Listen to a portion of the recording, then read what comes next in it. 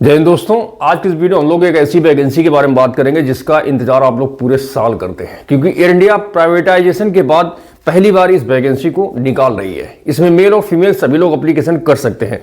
वैसे तो फीमेल्स के लिए यहाँ पे वैकेंसी हमेशा निकली रहती है, बट पहली बार है कि इसमें मेल कैंडिडेट के लिए भी वैकेंसी निकाली गई है। ठीक है, और इसमें केवल 12th पास कैंडिडेट एप्लीकेशन कर सकते हैं, मगर इसके अलावा कुछ शर्तें हैं या फिर कुछ रिक्वायरमेंट्स हैं जिनको आपको पूरा करना पड़ेगा। तो उसके लिए आप लोग इस वीडियो को पूरा देखें, और मैं आप लोगों को एडवाइस देना चाहता हूं कि बिना पूरा वीडियो देखे हुए आप लोग इसमें एप्लीकेशन ना करें, अदरवाइज बाद में आप लोग पछताएंगे। ठीक है, तो नौकरी बहुत अच्छी है, सैलरी इसमें आपको बहुत अच्छी मिलने वाली है, और सबसे अच्छी बात यह है कि ये जो वैकेंसी है टाटा ग्रुप के माध्यम से निकाली गई है। क्योंकि आप लोगों को पता है एयर इंडिया पहले गवर्नमेंट एयरलाइंस हुआ करती थी, बट इसको गवर्नमेंट ने बेच दिया है, तो वो टाटा ग्रुप के अंडर में है। तो ये जो वैकेंसी निकाली गई है एयर इंडिया टाटा ग्रुप के माध्यम से निकाली गई है, और ये डायरेक्ट उनके पेरोल पर है, कोई थर्ड पार्टी जॉब नहीं है।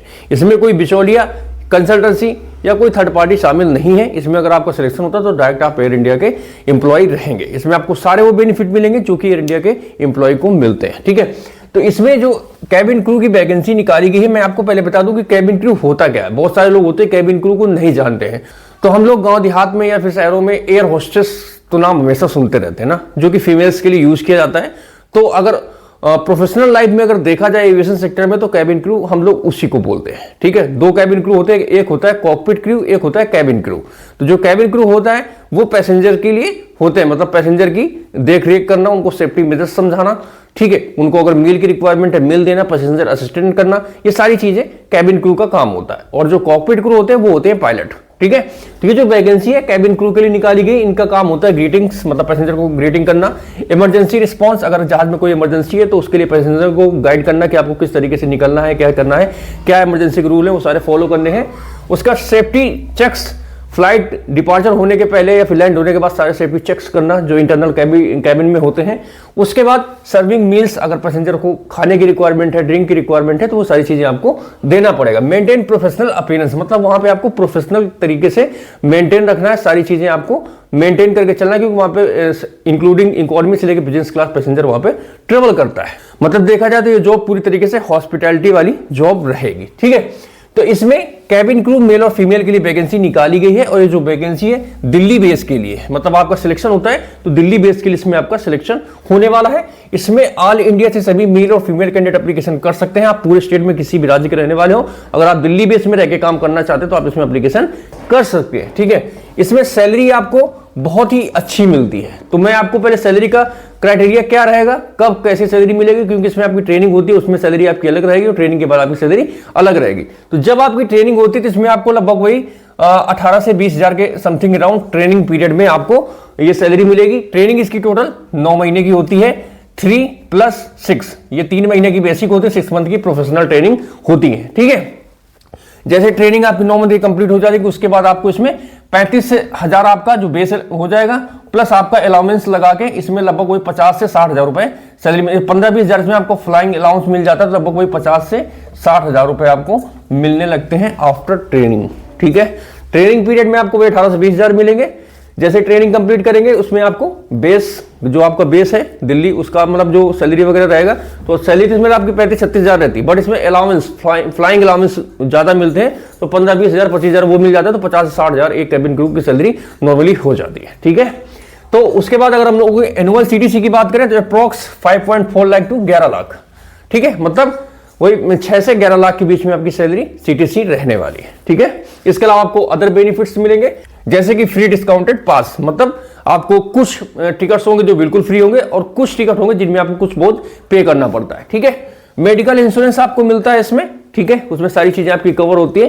प्रोविडेंट फंड आपका करता है, और ग्लोबली आप ट्रेवल कर सकते हैं, मतलब एक देश से दूसरे देश में या इंटरनेशनल ट्रेवल भी कर सकते हैं। ठीक है, और सबसे अच्छी बात इसमें कैरियर ग्रोथ भी आपका बहुत ही अच्छा होता है, क्योंकि आप इंडिया के एक तरीके से देखा जाए तो नेशनल कैरियर के साथ काम करने के लिए ये फॉर्म एप्लीकेशन करने वाले। ठीक है, तो इसमें जो वैकेंसी निकाली गई मेल और फीमेल, तो दोनों का क्राइटेरिया क्या है मैं आपको 1 बाय 1 बता देता हूं। सबसे पहले हम लोग इसमें बात करेंगे मेल कैंडिडेट्स के लिए। ठीक है, जो पुरुष अभ्यर्थी अगर इसमें एप्लीकेशन करते हैं तो उनके पास क्या क्या रिक्वायरमेंट होनी चाहिए। तो सबसे पहले आपके पास 12th पास होना चाहिए, मिनिमम 50% नंबर आपके 12th में होने चाहिए। आपने किसी भी बोर्ड से, किसी भी स्ट्रीम से 12th पास किया हो, CBSE, ICSE, UP board, Bihar board, Haryana board, Jharkhand board, Rajasthan board, जो भी बोर्ड हो कोई दिक्कत नहीं। आप इसमें एप्लीकेशन कर सकते हैं। ठीक है, एज आपकी 18 से 27 साल रहनी चाहिए। ठीक है, हाइट आपकी 170 सेंटीमीटर रहनी चाहिए। विजन 6/6, अगर आपकी आंख बनी हुई है तो 6/6 आपका विजन होना चाहिए। ठीक है, बीएमआई 18 से 25। ठीक है, अब बात आती है कि बीएमआई कैसे निकालें। तो बीएमआई के लिए फॉर्मूला होता है, आप गूगल में डालिए बीएमआई फॉर्मूला, उसमें आपको अपना बॉडी का वेट और हाइट डालना है तो आपका बीएमआई निकल के आ जाएगा। ध्यान रहे आपका बीएमआई 18 से 25 के बीच में होना चाहिए। ठीक है, 25 से अधिक नहीं होना चाहिए। ठीक है, आपके शरीर में कोई विजिबल टैटू नहीं होना चाहिए, मतलब आपका शरीर में ऐसी जगह टैटू ना हो जो बाहर से दिखता हो, कपड़ों में ढक जाता है, कोई दिक्कत नहीं। ठीक है, मेडिकली आप फिट हो एज पर डीजीसीए गाइडलाइंस। ठीक है, इसमें वही लोग एप्लीकेशन करें जिनको फ्लुएंट इंग्लिश आती है। ध्यान है, मेरा वर्ड याद रखें, जिनको इंग्लिश बहुत अच्छी तरीके से आती है सिर्फ वही एप्लीकेशन करें, और जिनको टूटी फूटी इंग्लिश आती है, बेसिक इंग्लिश आती है, वो लोग एप्लीकेशन इसमें ना करें। ठीक है, फीमेल्स की बात करें, 12th पास होना चाहिए, मिनिमम 50% नंबर आपके 12th में होना चाहिए, आप किसी भी बोर्ड से पास हो। ठीक है, एज आपके 18 से 27 साल होनी चाहिए। हाइट की बात करें 155 सेंटीमीटर, विजन 6/6, बीएमआई आपका 18 से 22 होना चाहिए। ठीक है, आप बीएमआई के लिए गूगल का सहारा ले सकते हैं, बीएमआई फॉर्मूला डालिए, उसमें अपना हाइट और वेट डालिए, आपको बीएमआई निकल के आ जाएगा। आपके शरीर में कोई विजिबल टैटू नहीं होना चाहिए, मेडिकली फिट हो आप as per DGCA guidelines, fluent English आपको आनी चाहिए, ड्रेसिंग पर्सनालिटी होनी चाहिए आपकी। ठीक है, मतलब आपको लगना चाहिए कि हाँ ये बंदे में दम है, बहुत ही अच्छा है देखने में, मतलब फिजिकली फिट है, पर्सनालिटी गुड है, फ्लुएंट इंग्लिश है, आप एप्लीकेशन कर सकते हैं उसमें। ठीक है, डॉक्यूमेंट्स की बात करें, आपके पास आपका रिज्यूम होना चाहिए, पैन कार्ड होना चाहिए, और उसके बाद आधार होना चाहिए, और पासपोर्ट भी होना चाहिए आपके पास। ठीक है, इस तरीके से आपके पास ये डॉक्यूमेंट्स होना चाहिए। अब बात आती है कि हाउ टू अप्लाई, इसमें एप्लीकेशन कैसे करें।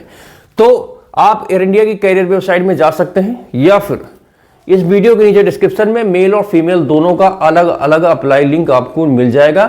अगर आपके पास ये सारे डॉक्यूमेंट्स हैं, आप लोग इसकी एलिजिबिलिटी क्राइटेरिया को पूरा करते हैं, सारी रिक्वायरमेंट्स को पूरा करते हैं, तो आप लोग इसमें एप्लीकेशन कर सकते हैं। मैं फिर से रिपीट कर रहा हूं कि 12th पास के लिए बेस्ट जॉब है। अगर आपके अंदर स्किल्स है, आपके अंदर क्वालिफिकेशन फिट है, आप मतलब मेडिकली फिट है, या फिर आपकी जो स्किल्स है बहुत ही अच्छी है, तो आप इसमें एप्लीकेशन जरूर करें, क्योंकि ऐसे मौके बहुत ही कम आते हैं। ठीक है, क्योंकि एयर इंडिया फीमेल्स के लिए वैकेंसी कैबिन क्रू के लिए तो हमेशा निकालती है, बट मेल के लिए बहुत ही कम चांसेस आते हैं। तो जितने भी मेल कैंडिडेट्स हैं वो लोग अगर जानते हैं इसके बारे में तो एप्लीकेशन को जरूर करें। बहुत ही अच्छी जॉब है, बहुत अच्छा आपको एक्सप्लोर करने को अपनी जॉब में मिलेगा। ठीक है, तो दोस्तों ये कुछ इन्फॉर्मेशन थी एयर इंडिया कैबिन क्रू की जो वैकेंसी रिसेंटली निकाली गई है उससे संबंधित, जो कि मैंने आपको बता दिया है। अगर आपको जानकारी अच्छी लगी हो, मेरी चीजें समझ में आ गई हो, तो इस वीडियो को लाइक करना, चैनल को सब्सक्राइब करना, क्योंकि हमारे चैनल पर आप लोगों को ऐसी इन्फॉर्मेशन मिलती है जो आप लोगों के लिए हमेशा यूजफुल होती है। तो आज के इस वीडियो को यहीं खत्म करते हैं, आप लोगों से जल्दी मिलेंगे एक नए वीडियो में नई जानकारी के साथ। तब तक के लिए जय हिंद, वंदे मातरम।